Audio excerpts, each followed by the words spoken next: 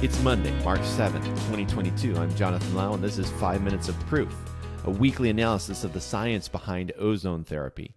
Today, we're going to take a look at an article entitled The Madrid Declaration on Ozone Therapy. This is the third edition, and we're not going to get through the entirety of this document today, but we're going to take a few weeks to do that. Let's take a look at what this is and why I think it's crucial that we look at it. So first of all, know that the first edition of this came out in 2010, the second in 2015, and the third in 2020. You might surmise that in 2025, the next one will come out, and you would be correct. So the reviewers were Adriana Schwartz, Gregorio Martinez, Roberto Quintero, and there were a number of other people who were involved in the production of this document. We're going to scroll down and take a look, though, a little bit later on at who ISCO3 is, or ISCO3, and what they do. So ISCO3 is an independent scientific medical body from national and international associations of federations of ozone therapy. Keep in mind, though, that they are governed by the Spanish legislation. What is their goal or their objective? Here it is: to determine the scientific and medical merits of each particular application of ozone, as well as a code of good practice in order to create a standard practice and prevent the possibility of malpractice. I would encourage anybody who is an ozone therapist to purchase this document. I think it's worthwhile to have. It's very practical. You'll see that once we get past what we're going to look at today. There's a lot of really good information available. I thought it was important and interesting. Here's 13 different countries or parts of countries who have adopted ozone therapy as a legitimate medical practice. Greece, Ukraine, Italy, China, Russia, Spain, Cuba, Oman, United Arab Emirates, Portugal, Turkey, Brazil, and Mexico.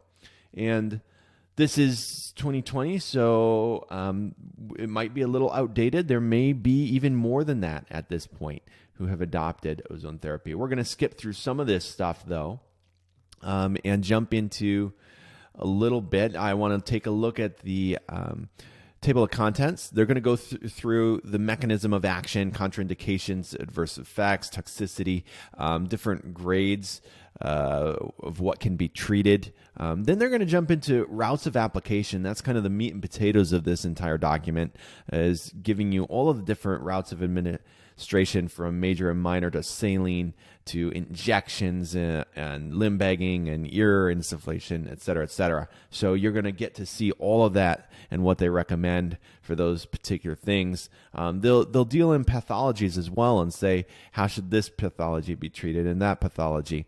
Now, recognize that some of that is a little bit subjective when we get into that type of a thing, but it's still there. It still could be helpful. And then I like, and I want to focus on this. Page 87 is a new addendum to applications of ozone in veterinary medicine. That's new for 2020. So I think that's of particular interest to us. Okay. Let's look at the therapeutic basis real quick. Depending on the route of application, ozone can act by 1, direct oxidation, or 2, by an indirect pathway. The response depends on the modulation of nuclear transduction mechanisms and signals such as NFR2 or NFKB and protein synthesis. As a result, the dose concept in ozone therapy is based on its hormetic response, and this is crucial to manage the equilibrium between the pro-inflammatory and anti-inflammatory responses. We've talked about this a lot. It's not just something that initiates the production of immune cells. It's something that actually helps to modulate that. They talk about ozone generators, the need for pure oxygen, the need for precise ozone concentrations, so we know what we're getting every single time, and so that we're really above board with that for concentrations between 1 and 80 micrograms. That's important as well.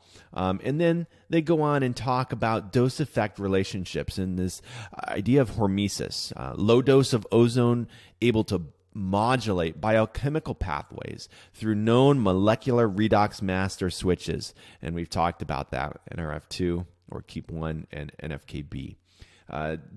Data, and we'll stop after this page, summarized in this document, is based on more than 3,000 scientific books and papers.